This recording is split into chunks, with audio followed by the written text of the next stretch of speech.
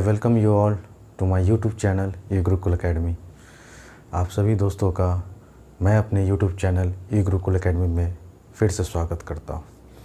जैसा कि दोस्तों अभी जो लेक्चर चल रहा है वो आपका लाइट का चल रहा है और हम लोग रे डायग्राम है ना आज के डेट में करने वाले हैं, है ना। जैसा कि आप हेडिंग देख रहे होंगे कि image formation by a concave mirror देखेंगे और ये टॉपिक से आपको रे डायग्राम से 3 नंबर के क्वेश्चन एक कंफर्म होते हैं कि फिजिक्स के अगर इस पार्ट से क्वेश्चन आएगा अगर 10th में तो वो यहाँ से आ सकता है। ठीक है, देखिए ये जो लाइट जो चैप्टर है ना दोस्तों, वो 8th के लिए बच्चे भी पढ़ सकते हैं, 7th के बच्चे पढ़ सकते हैं, 10th के बच्चे पढ़ सकते हैं, इवन जो जनरल कॉम्पिटिटिव के एग्ज़ाम का तैयारी करते हैं ना वो उन सभी लोगों के लिए अच्छा है। ठीक है ना।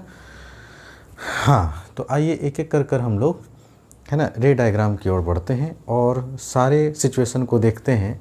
अलग अलग सिचुएशन में हम लोग ये देखेंगे कि जब ऑब्जेक्ट का पोजीशन यहाँ पे रखा गया है तो इमेज कहाँ बन रहा है इस दरमियान, ठीक है ना, उसका नेचर कैसा है और उसका रिलेटिव साइज़ क्या है दोस्तों। तो आइए सबसे पहले आप लोग केस 1 पे हेडिंग देंगे, है ना। सबसे पहले हम लोग केस 1 पे चर्चा करेंगे, है ना। यहाँ पे आप लोग लिखेंगे object position, object position when an object is kept at infinity। जब किसी ऑब्जेक्ट को हम लोग इन्फिनिटी पे रखते हैं तो ऐसे सिचुएशन में कनकेव मिरर के केस में इमेज कैसे बनता है वो देखेंगे। जैसे आपका ये है कनकेव मिरर,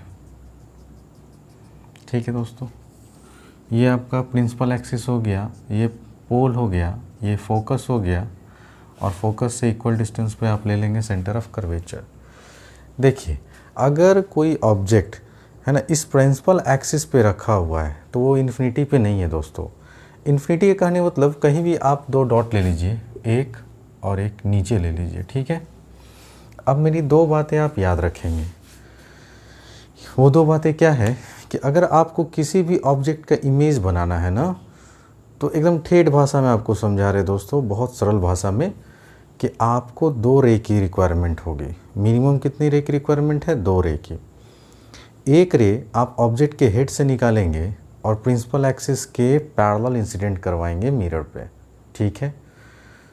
जो कि आप पढ़ चुके हैं पिछले क्लास में कि कोई भी रे अगर प्रिंसिपल एक्सिस के पैरेलल इंसिडेंट करती है मिरर पे तो रिफ्लेक्शन करने के बाद वो प्रिंसिपल फोकस से पास करता है। दूसरा, आपको जो रे निकालना है ना वो भी आपको ऑब्जेक्ट के हेड से ही निकालना है, लेकिन वो जो दूसरा रे होगा वो हमेशा आप सेंटर ऑफ कर्वेचर के अलोंग इंसिडेंट करवाएंगे। और आप ये भी पढ़ चुके हैं कि कोई भी रे अगर सेंटर ऑफ कर्वेचर के अलोंग इंसिडेंट करता है तो after reflection from the mirror, है ना, it retraces its original path. इसका कहने का मतलब ये है कि कोई भी रे अगर आप सेंटर ऑफ कर्वेचर के अलोंग इंसिडेंट करेंगे तो मिरर से टकराने के बाद वो वापस उसी रास्ते से लौट जाता है जिस रास्ते से वो इंसिडेंट किया था, जिस रास्ते से वो आया था, ठीक है। तो आइए अभी फ़िलहाल हमको नहीं मालूम है कि ऑब्जेक्ट कहाँ पे रखा हुआ है, तो एट इन्फिनिटी मतलब हो गया अनंत दूरी। तो हम क्या करेंगे, अपने मन से एक डॉट से 2 रेस प्रिंसिपल एक्सिस के पैरेलल इंसिडेंट करवाएंगे, कुछ ऐसे, ठीक है। अब आप पढ़ चुके हैं कि जो रे प्रिंसिपल एक्सिस के पैरेलल इंसिडेंट करता है ना वो आफ्टर रिफ्लेक्शन कहाँ से पास करता है फ्रेंड्स? प्रिंसिपल फोकस से, ठीक है। ये हो गया। दूसरा रेज आप क्या करेंगे, ठीक है ना, यहाँ से इंसिडेंट करवाएंगे, ठीक है ना, और ये भी पैरेलल ही इंसिडेंट करवाएंगे फ्रेंड्स। तो फिर रिफ्लेक्शन करने के बाद ये कहाँ से पास करेगा? तो आप बोलेंगे सर प्रिंसिपल फोकस से पास करेगा। आपको सारा रे डायग्राम आपको समझ में आ रहा है दोस्तों, ठीक है, कोई दिक्कत? आप बोलेंगे नहीं सर। अब यहाँ से 2 केस आता है, जो एग्ज़ाम में 3 चीज़ पूछा जाता है आपको, वो तीनों चीज़ आप लोग आराम से लिखेंगे, ठीक है। पहला है ना position of image, position of image, ठीक है। दूसरा नेचर ऑफ इमेज, और तीसरा लिखेंगे दोस्तों, ये हुआ पहला पॉइंट, ये हुआ दूसरा पॉइंट, और ये हुआ तीसरा पॉइंट। तीसरा पॉइंट में आपको बात करना है relative size of the image, ठीक है, ये है ना। तो एग्ज़ाम में जनरली आपको ये 3 क्वेश्चन काफ़ी इम्पॉर्टेंट है, ठीक है ना, और यही 3 क्वेश्चन आपको हर एग्ज़ाम में, आपको कोई भी कॉम्पिटिटिव एग्ज़ाम में बैठ रहे हैं, चाहे वो CBSE का हो, चाहे वो ICSE बोर्ड का हो, चाहे इवन वो जनरल कंपटीशन का हो, ठीक है ना, ये 3 चीज़ एग्ज़ाम में पूछे जाते हैं। ऑब्जेक्ट का पोजीशन दे दिया जाएगा और आपसे इमेज का पोजीशन पूछा जाएगा, उसका नेचर पूछा जा सकता है और उसका रिलेटिव साइज़ पूछा जाता है। अब रिलेटिव मतलब क्या चीज़, किसी के कंपैरिजन में या किसी के कंपेयर में हम अगर किसी की तुलना करते हैं ना, तो वो कहलाता है आपका रिलेटिव साइज़। जैसे यहाँ ऑब्जेक्ट का साइज़ का चर्चा होगा इमेज के साइज़ से, इसलिए हम लोग रिलेटिव साइज़ की बात करते हैं ऐसे सवाल में, ठीक है दोस्तों। अब आप जैसे रे डायग्राम देख रहे होंगे कि सर अगर एक्चुअल इंटरसेक्शन होता है रेज ऑफ लाइट का ना, ठीक है ना, तो जो इमेज बनता है वो आप पढ़ चुके हैं, रियल इमेज बनता है। और जहाँ एक्चुअल इंटरसेक्शन नहीं होता है, appears to meet at a point होता है, तो वहाँ पे जो इमेज बनता है दोस्तों, वो कैसा इमेज बनता है, वर्चुअल इमेज। अब आपको मैंने ये भी कहा था कि रियल के साथ हमेशा इन्वर्टेड गिफ्ट में मिलता है, ठीक उसी तरह से वर्चुअल के साथ हमेशा इरेक्ट फ्री में मिलता है, यही ना। तो जहाँ भी रियल होगा उसके साथ वर्ड ऐड करेंगे इन्वर्टेड, जहाँ भी वर्चुअल होगा उसके साथ एक और वर्ड ऐड कर देंगे इरेक्ट। इरेक्ट मतलब सीधा अपराइट और इन्वर्टेड मतलब उल्टा, ठीक है। अब अगर आप इस रे डायग्राम को देखें तो ऑब्जेक्ट का पोजीशन हमको पता नहीं कहाँ है, तो वो कहाँ है, एट इन्फिनिटी पे है, ठीक है। अब आप देख रहे हैं कि एक्चुअल इंटरसेक्शन हो रहा है रिफ्लेक्शन होने के बाद मिरर से, एक जगह पे पॉइंट पे मिल रहा है दोनों रेज, और वो जगह क्या है, प्रिंसिपल फोकस। तो आपका इमेज कहाँ बनेगा, तो आप बोलेंगे सर एट F बनेगा। तो आपका ये पहला पार्ट का आंसर हो जाएगा एट F, प्रिंसिपल फोकस पे बन रहा है। चूँकि ये पॉइंट साइज का बन रहा है, देख रहे हैं ना, तो हम कहेंगे relative size of the image जो है ना, वो कैसा है, पॉइंट साइज्ड है। दूसरा ये नेचर ऑफ इमेज, चूँकि एक्चुअल इंटरसेक्शन हो रहा है, तो हम यहाँ पे समझेंगे क्या, रियल एंड इन्वर्टेड, ठीक है फ्रेंड्स। तो उम्मीद करता हूँ कि पहला सिचुएशन, पहला केस आपको अच्छे से समझ में आ गया होगा, ठीक है ना। अब हम लोग when object is kept, second case पढ़ेंगे, और ये सारा चीज़ फिर से हटेगा दोस्तों।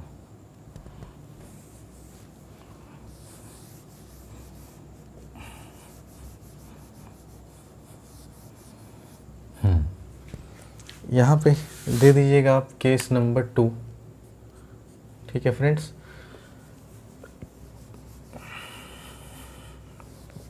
अब आइए, अब जो सिचुएशन है, अब हम लोग ऑब्जेक्ट को रख रहे हैं ना, वो रख रहे हैं when an object is kept between infinity and centre of curvature, जिसको कि आप लोग C से रिप्रेजेंट करते हैं, ठीक है। अब इसी लैंग्वेज को आपको ऐसे भी पूछा सकता है कि जब ऑब्जेक्ट को हम लोग बियॉन्ड C रखेंगे, बियॉन्ड C मतलब हुआ C के पीछे, है ना। तो ये हुआ C के आगे का हिस्सा, ये हुआ C के पीछे का हिस्सा, तो बियॉन्ड मतलब पहले, C के पहले। तो आप मान लीजिए कि एक ऑब्जेक्ट को आपने रखा कहाँ पे, है ना, ये हुआ आपका AB जो C और इन्फिनिटी के बीच में है। तो इस लाइन से इधर का जो भी डिस्टेंस वाइड देख रहे हैं ना, वो इन्फिनिटी है, ठीक है। तो इन्फिनिटी और C के बीच में है, ठीक है ना। या फिर दूसरे शब्दों में आप कह सकते हैं सर C के पहले कहीं भी रख सकते हैं, यहाँ यहाँ यहाँ यहाँ, जहाँ आपका मन करे वहाँ रख दीजिए, ठीक है ना।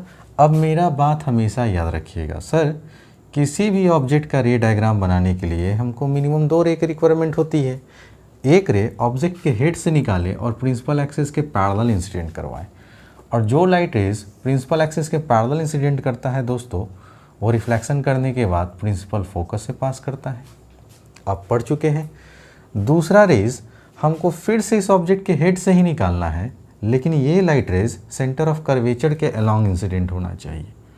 तो ये देखिए, है ना। तो ये आपका सेंटर ऑफ कर्वेचर के अलॉन्ग इंसिडेंट हुआ, और आप रूल में पढ़ चुके हैं कि जो light rays centre of curvature के अलॉन्ग इंसिडेंट करता है आफ्टर रिफ्लेक्शन, वो उसी पाथ से रिट्रेस कर जाता है, वापस लौट जाता है। अब आप देख रहे हैं कि यहाँ पर भी एक लाइट रे ऐसे आया, दूसरा लाइट ऐसे जाके फिर ऐसे गया, तो दोनों यहाँ पे इंटरसेक्ट कर रहा है, एक्चुअल इंटरसेक्शन हो रहा है फिर से लाइट रेज का ना। तो ये देखिए आपका इमेज बना ए डैश और ये बी डैश। तो अगर आपसे फिर से क्वेश्चन पूछे कि बताइए कि इमेज का पोजीशन कहाँ है, तो आप क्या बोलेंगे, सी और एफ के बीच में है।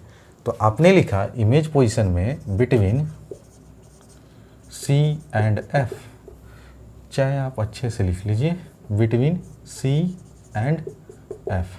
ठीक है दोस्तों, नेचर ऑफ इमेज देख ही रहे हैं कि एक्चुअल इंटरसेक्शन हो रहा है, तो जब जब एक्चुअल इंटरसेक्शन होगा तो आप ये वर्ड लिख लेंगे रियल एंड इन्वर्टेड। अच्छा सर, रिलेटिव साइज की बात करें तो आप देख रहे हैं ये ऑब्जेक्ट इतना बड़ा है लेकिन इसका इमेज क्या बन रहा है, इससे छोटा बन रहा है।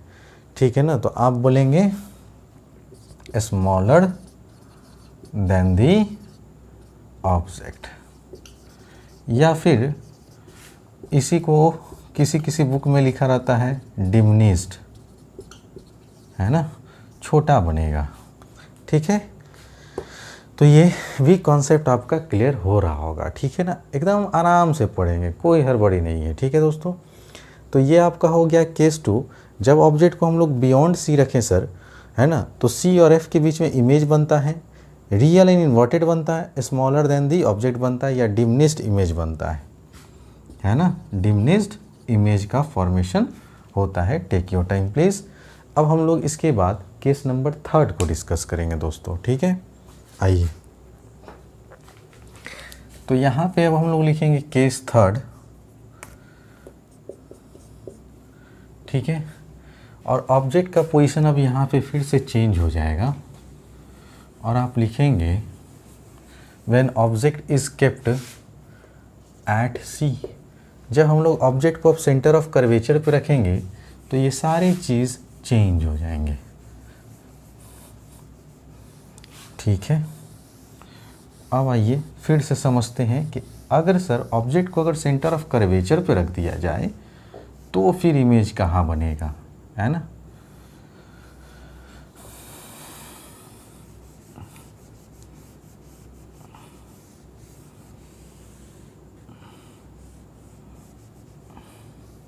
आइए दोस्तों, ठीक है, अब हमने ऑब्जेक्ट को कहाँ रख दिया दोस्तों, एट सी पे रख दिया ना, तो आप सी पे ही रख दीजिए।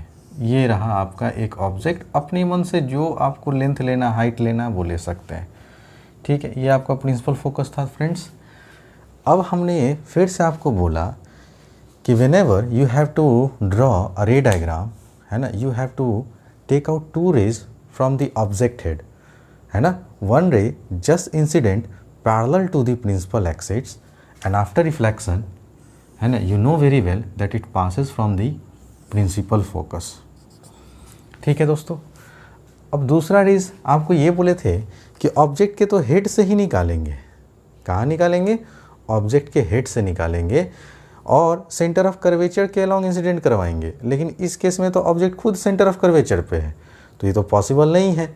तब इस केस में, है ना, जो दूसरा रेज होगा वो प्रिंसिपल फोकस के अलॉन्ग इंसिडेंट करवाएंगे दोस्तों, याद रखिएगा।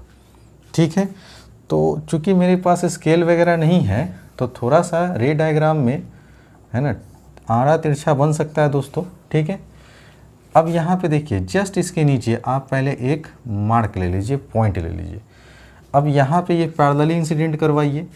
अब आपको क्या बोले थे हम कि सर ऑब्जेक्ट का हेड से 2 रेज निकालना, एक तो आपने इंसिडेंट करवाया प्रिंसिपल एक्सिस के जो पैरेलल हुआ और प्रिंसिपल फोकस से पास किया, दूसरा ऑब्जेक्ट के हेड से ही निकालेंगे लेकिन सी से पास करवाते, लेकिन इस पर्टिकुलर केस में ऑब्जेक्ट तो खुद सी पे रखा हुआ है। तब आपको मैंने कहा कि आप प्रिंसिपल फोकस के लॉन्ग इंसिडेंट करवाइए।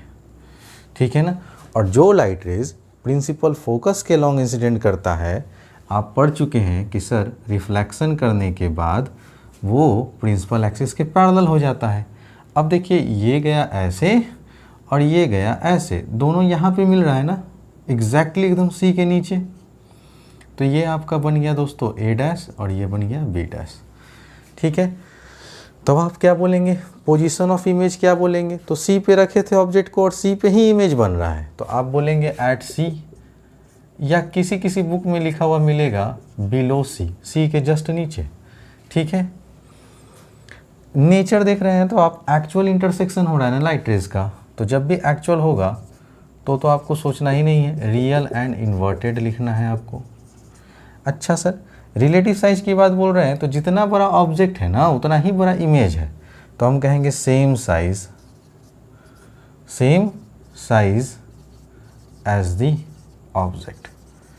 तो जितना बड़ा ऑब्जेक्ट का साइज है उतना ही बड़ा आपका इमेज बनेगा, है ना। तो एक बार फिर से, है ना, इस पर्टिकुलर केस को हम लोग मार्क कर लेंगे as a very very important one.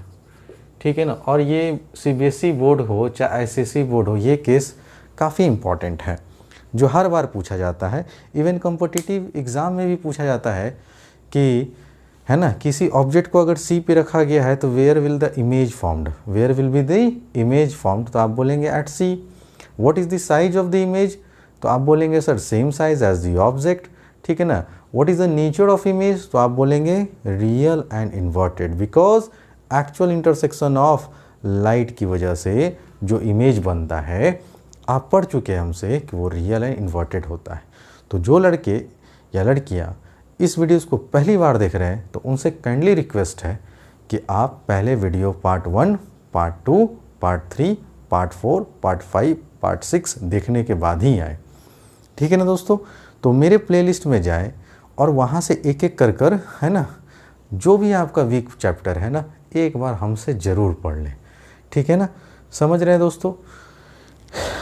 आइए, इस केस को तो डिस्कस कर लिए, अब हम लोग केस नंबर 4 को डिस्कस करते हैं। ठीक है ना, अब क्या होगा दोस्तों वो देखेंगे। तो सर ये सब तो रब कर दीजिए आप, है ना, कोई काम का नहीं है।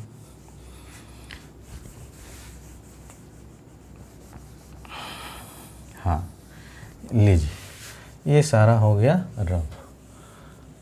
अब हम लोग जो केस पढ़ेंगे ना दोस्तों, ध्यान दीजिएगा, ये रहा मेरा प्रिंसिपल एक्सिस। ठीक है फ्रेंड्स, हाँ ये रहा प्रिंसिपल एक्सिस, ये रहा प्रिंसिपल फोकस, ये रहा सेंटर ऑफ कर्वेचर। ठीक है ना, अब आपने देखा था कि ऑब्जेक्ट को सी पे रखे थे ना, अब इस केस में केस नंबर 4 कर दीजिएगा इसको। Case number 4, when object is kept between C and F. जब ऑब्जेक्ट को हम लोग सी और एफ के बीच में रखेंगे, तो मान लीजिए हमने ये रखा ऑब्जेक्ट को, है ना, ये आपका हो गया ए, ये हो गया आपका बी। ठीक है दोस्तों, यहाँ तक कोई दिक्कत नहीं सर, कोई दिक्कत नहीं। अब देखिए, अब आपको मैंने कहा कि कभी भी अगर आपको रे डायग्राम ड्रॉ करना है ना, तो आप 2 रे निकालेंगे ऑब्जेक्ट के हेड से। पहला रेज प्रिंसिपल एक्सिस के पैरेलल इंसिडेंट करवाइए, जो रिफ्लेक्शन करने के बाद फोकस से पास करेगा। Correct sir, correct. आइए यहाँ से इंसिडेंट करवाएं और प्रिंसिपल फोकस से पास किया। ठीक है, अब आपको बोला गया था कि सर दूसरा रेज जो है ना वो भी ऑब्जेक्ट के हेड से ही निकालेंगे, लेकिन आपको ये बताया गया था कि वो सेंटर ऑफ कर्वेचर के अलोंग इंसिडेंट करना चाहिए। ठीक है, तो आइए हम एक लाइट रेज लेते हैं जो सेंटर ऑफ कर्वेचर के अलोंग इंसिडेंट करवाते हैं। तो आप इस ऑब्जेक्ट को पहले यहाँ से सी से जो है ना डायरेक्ट आप यहाँ से ऐसे इंसिडेंट करवाइए। तो आपने यहाँ से इंसिडेंट करवाया, रिफ्लेक्शन करने के बाद वापस आएगा इसी डायग्राम में, और ये पॉइंट आपका सी था और यहाँ से ये, ठीक है दोस्तों, इस तरह से पास किया। ठीक है, ये था आपका प्रिंसिपल एक्सिस। देख लिया, यहाँ पे दोनों रेज क्या हुआ, एक्चुअल में इंटरसेक्शन हुआ। तो ये रहा आपका ए डैश और ये बी डैश। उम्मीद करता हूँ फ्रेंड्स आपको बहुत शानदार तरीके से समझ में आ रहा होगा। पोजीशन ऑफ इमेज की बात करते हैं, तो आप देख रहे हैं ना दोस्तों, बियॉन्ड सी बन रहा है, सी के पीछे इमेज बन रहा है, या बिटवीन सी और इन्फिनिटी के बीच में भी कह सकते हैं। तो आप यहाँ पे दोनों लैंग्वेज लिख सकते हैं, बिटवीन इन्फिनिटी एंड सी, या फिर इसी को लिख सकते हैं आप beyond C, centre of curvature के पीछे। अच्छा सर, नेचर की बात तो आपको समझ ही में आ रहा हो, एक्चुअल इंटरसेक्शन हो रहा है, तो रियल एंड इन्वर्टेड। तो कभी भी अगर आपको डॉटेड लाइन नहीं दिखे ना, तो आप समझ जाइए कि वो सारा केस रियल एंड इन्वर्टेड का है। नेचर देख रहे हैं ना दोस्तों, ऑब्जेक्ट एकदम इतना छोटा था और इमेज बन रहा है इतना बड़ा, इसका मतलब सर हाईली मैग्नीफाइड या magnified image, magnified image. Magnified मतलब होता है बहुत बड़ा, या फिर इसको दूसरे लैंग्वेज में लिख सकते हैं बिगर, है ना, bigger than the object. Object जितना है उससे बहुत बड़ा बनेगा दोस्तों, ठीक है। तो मैग्नीफाइड इमेज बनेगा, मैग्नीफाइड देन दी ऑब्जेक्ट कर दीजिए तो अच्छा रहेगा, मैग्नीफाइड देन दी ऑब्जेक्ट, ठीक है। तो ये आपका हो गया केस नंबर 4, ठीक है। और ये भी केस काफ़ी इम्पॉर्टेंट है, इसलिए जो मैं मार्क करवा रहा हूँ ना, आप इसको एकदम लिख लीजिए कॉपी पे कि सर ये सारे केस जो भी डिस्कस कर रहे हैं ना एक एक कर वो काफ़ी इम्पॉर्टेंट है। तो आपने देखा फ्रेंड्स कि sir what will happen when an object is kept between, exactly between, है ना, या somewhere between C and F, ठीक है। तो अगर हम लोग सर ऑब्जेक्ट को बिटवीन सी एंड एफ रखें तो where will the image formed, the image is formed beyond C, और you may also say that the image is formed between infinity and center of curvature. What is the nature of image? The nature of image will be real and inverted, as you can see the actual intersection of light rays at point A dash, okay.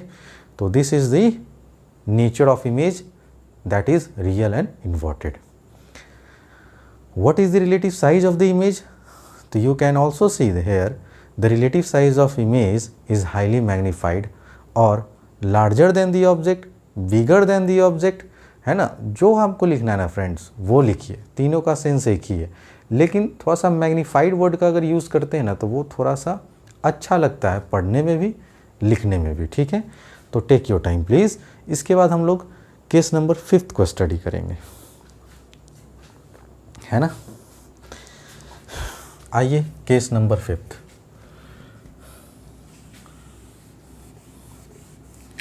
Video pause कर दोस्तों अच्छे से रे diagram को उतार लीजिएगा, ठीक है ना, और प्रॉपर नोट्स बनाइए। मैं बार बार कह रहा हूँ आप लोग से, है ना, अगर जो बच्चे सीरियस हैं, है ना, एग्ज़ाम को लेकर और अपनी पढ़ाई को लेकर ना, है ना, तो वो मेरी बात ज़रूर फॉलो करें।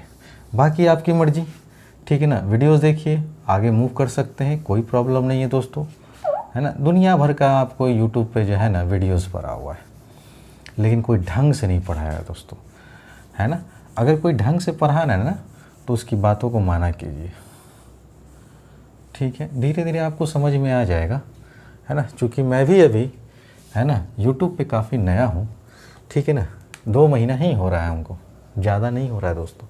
ऑफलाइन की बहुत ज़्यादा हैबिट है, ऑनलाइन की हैबिट कम है, लेकिन आप लोग अगर इसी तरह से प्यार देते रहेंगे ना तो यूट्यूब पे भी तहलका मचा देंगे हम, ठीक है। इसलिए आप घबराइए नहीं, आराम से पढ़ते रहिए, एक एक चीज़ समझ के, है ना। तो एज अ होम ट्यूशन आप लोग पढ़ रहे हैं दोस्तों, इसलिए आप टेंशन नहीं लीजिएगा। अब सर अब क्या करें, तो केस नंबर 5 में यहाँ लिखिएगा,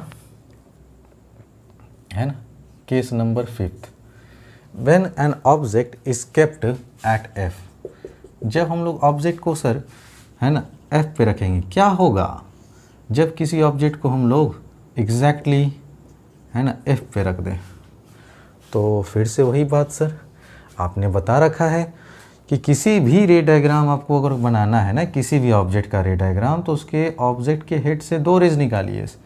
एक रे प्रिंसिपल एक्सिस के पैरेलल इंसिडेंट किया, जो रिफ्लेक्शन करने के बाद, है ना, फोकस से पास किया, ठीक है।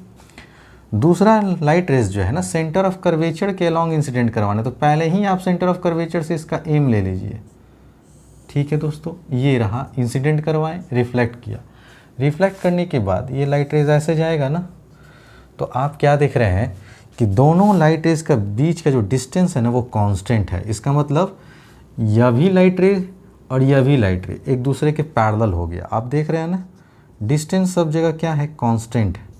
तो ये दोनों लाइट रेज जो होता है ना दोस्तों, इस केस में पैरेलल हो जाता है।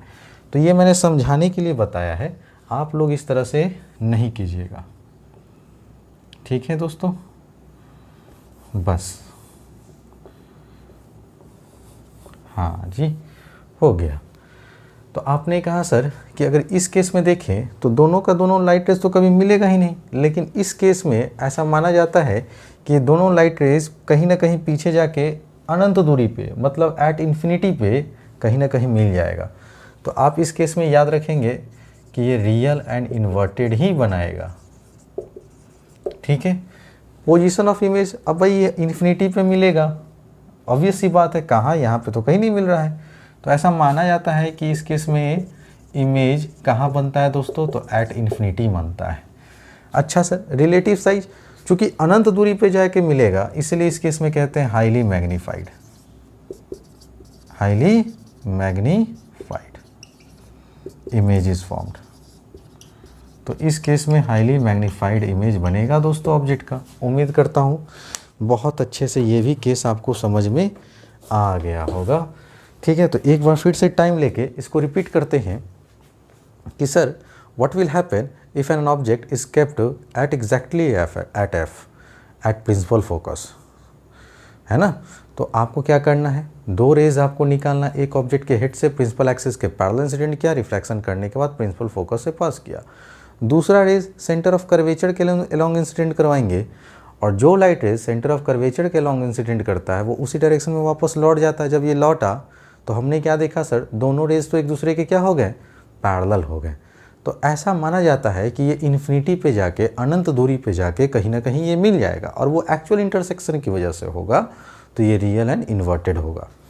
चूँकि अनंत दूरी पे जाके मिलेगा, इसलिए हम लोग इसको बोलेंगे कि एट इन्फिनिटी पे जाके इमेज का फॉर्मेशन होगा, ठीक है दोस्तों। ये भी केस काफ़ी इंपॉर्टेंट है, आप इसको भी मार्क करेंगे। अब हम लोग लास्ट केस पढ़ेंगे दोस्तों कनकेव मिरर का, ठीक है ना। तो आइए लास्ट केस देखते हैं, है ना। तो आप अच्छे से स्क्रीनशॉट ले लीजिए, उसके बाद प्रॉपर तरीके से घर पे बैठ के नोट्स बनाते रहिए, है ना, फेयर कॉपी पे। अगर इस कॉपी से दोस्तों अगर बाहर आएगा ना, तो नंबर डिस्प्ले होते रहता है दोस्तों। जितना मन करे उतनी बार आप फ़ोन करके हमको कह सकते हैं सर आपने ये पढ़ाया था, लेकिन है ना इसमें से ये चीज़ नहीं आया, ठीक है दोस्तों।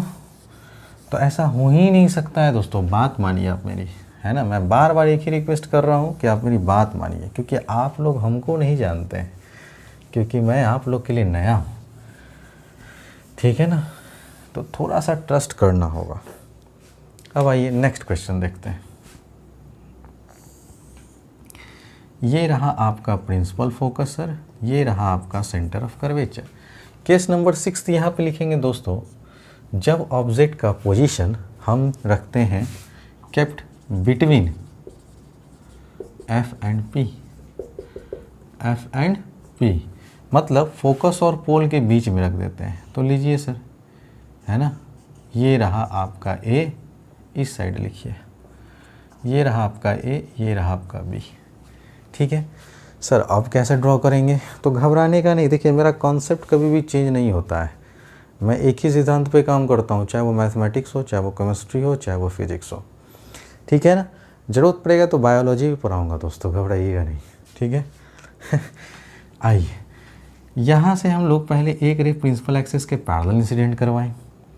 सर पैरेलल इंसिडेंट करवा दिए तो प्रिंसिपल फोकस से पास करेगा, तो आप स्केल के थ्रू एकदम एग्जैक्टली यही लोकेशन लीजिए कि इस तरह से ये पास करेगा, ठीक है। थोड़ा सा टेढ़ा मेरा हो जा रहा है दोस्तों, चूँकि बोर्ड पे बना रहा हूँ without help of scale and pencil, आप समझ सकते हैं, है ना। तो इस तरह से ये रिफ्लेक्ट किया, ठीक है। अच्छा सर, आपने बताया था कि दूसरा रेज जो है ना वो सेंटर ऑफ कर्वेचर के अलॉन्ग इंसिडेंट करवाएंगे और ऑब्जेक्ट के हेड से निकलना चाहिए, तो ठीक है ना। आप पहले यहाँ सेंटर ऑफ कर्वेचर के हेड का एग्जैक्ट एकदम स्केल से ले लीजिए इस तरह से, ठीक है। अब ये टकराया तो वापस आएगा दोस्तों, है ना। थोड़ा सा टेढ़ा मेरा बन जा रहा है, कोई बात नहीं, कोशिश करता हूँ दोस्तों एग्जैक्टली सही करने का। ये रहा, ठीक है। तो ये ऐसे गया, टकरा के वापस आया। अब आप देखिए जब ये टकरा के वापस आएगा तो ये तो लेंथ इसका बढ़ता चला जाएगा ना दोस्तों, इस तरह से। ये कभी दोनों रेज आपस में मिलेगा पीछे बढ़ाने पे? आप बोलेंगे सर नहीं मिलेगा। लेकिन अगर इन दोनों रेज को अगर हम आगे की ओर बढ़ाएं, ठीक है दोस्तों, तो ये देखिए इसका इमेज बना ए डैश और ये हो गया बी डैश। तो आपने क्या देखा सर कि ये तो पीछे तो इसका साइज बढ़ता ही जाएगा, ये तो पैरेलल है नहीं। लेकिन जब इसको सर दोनों रेस को हम बैकवर्ड मूव किए ना, तो बैकवर्ड मूव करने का मतलब क्या हुआ कि मीट करवाएं, है ना, अपने आप से डॉटेड लाइन से। अब यहाँ डॉटेड लाइन दिख रहा होगा, और ऑब्जेक्ट का हेड अगर ऊपर है तो इस केस में भी ऑब्जेक्ट का इमेज का हेड जो है वो ऊपर है, पैर अगर नीचे है तो इमेज का भी पैर नीचे है, इसका मतलब अपराइट है, ठीक है ना। तो आप इमेज पोजीशन क्या बोलेंगे, तो आप बोलेंगे बियॉन्ड द मिरर, मिरर के पीछे बनेगा, या आप इसी को बियॉन्ड ना करके बिहाइंड द मिरर कर दीजिए, है ना, अच्छा लगेगा दोस्तों। क्या कहेंगे यहाँ पे, बिहाइंड द मिरर, मिरर के जस्ट पीछे बनेगा। अच्छा नेचर देख ही रहे, डॉटेड लाइन आ गया ना, और अपराइट है तो वर्चुअल के साथ फ्री में मिलेगा हमको erect, virtual and erect image बनेगा। रिलेटिव साइज की बात देख रहे हैं दोस्तों, छोटा सा ऑब्जेक्ट बड़ा सा इमेज, तो इस केस में भी आप लिख देंगे हाईली मैग्नीफाइड, ठीक है। तो उम्मीद करता हूँ फ्रेंड्स, है ना, ये है ना लेक्चर बहुत अच्छे से समझ में आ रहा होगा, तो आप समय ले सकते हैं।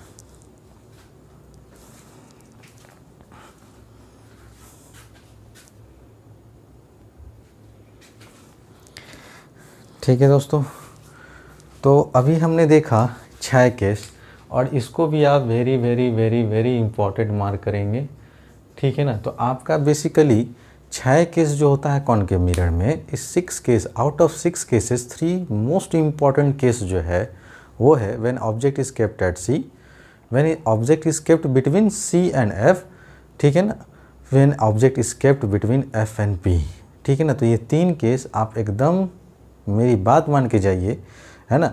या तो आपको ये न्यूमेरिकल के साथ अटैच कर दे देगा, या सिंपल रे डायग्राम पूछेगा, है ना, या फिर आपको एक लंबी चौड़ी स्टेटमेंट दी हुई रहेगी और आपसे पूछेगा कि बताइए कि इमेज कहाँ बनेगा, या इमेज यहाँ बन रहा है तो बताइए ऑब्जेक्ट को कहाँ रखा गया था। तो रिवर्स ऑर्डर में पूछा जा सकता है।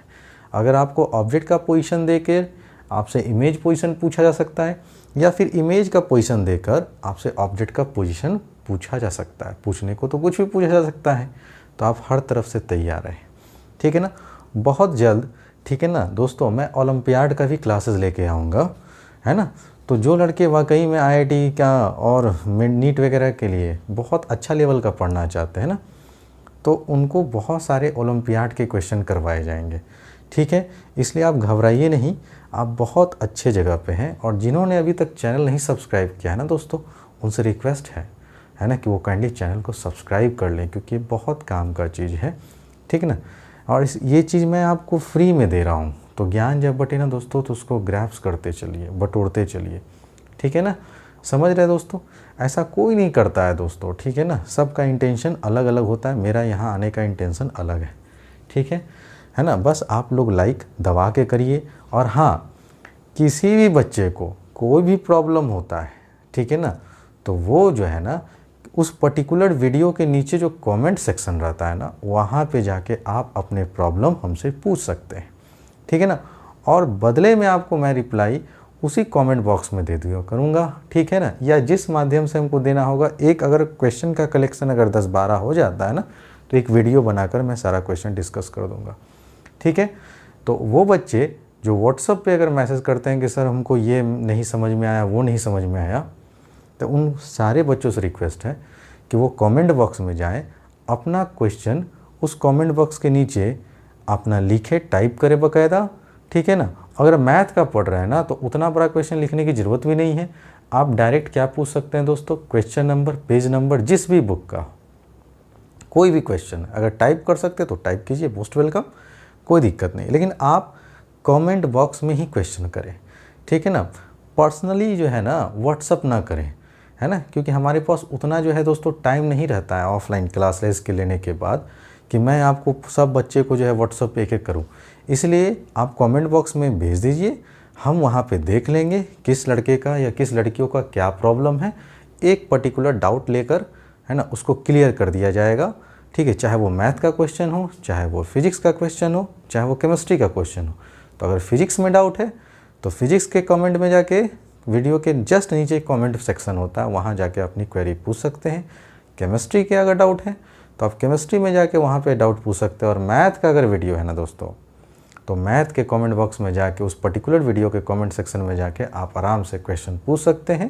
तो ऐसा इसलिए ताकि मैं मैक्सिमम से मैक्सिमम बच्चों से इंटरेक्ट हो सकूं, ठीक है ना। और अगर जब मैं किसी को कोई प्रॉब्लम अगर सॉल्व करके बता रहा हूँ ना, तो हो सके मैक्सिमम से मैक्सिमम बच्चा को भी प्रॉब्लम हो, इसलिए सारे बच्चे का डाउट क्लियर हो जाए। ठीक है दोस्तों, तो बने रहिए ई गुरुकुल एकेडमी के साथ। मिलते हैं बहुत जल्द अगले क्लास में अगले लेक्चर के साथ, जहाँ पे हम लोग बात करेंगे image formation by a convex mirror.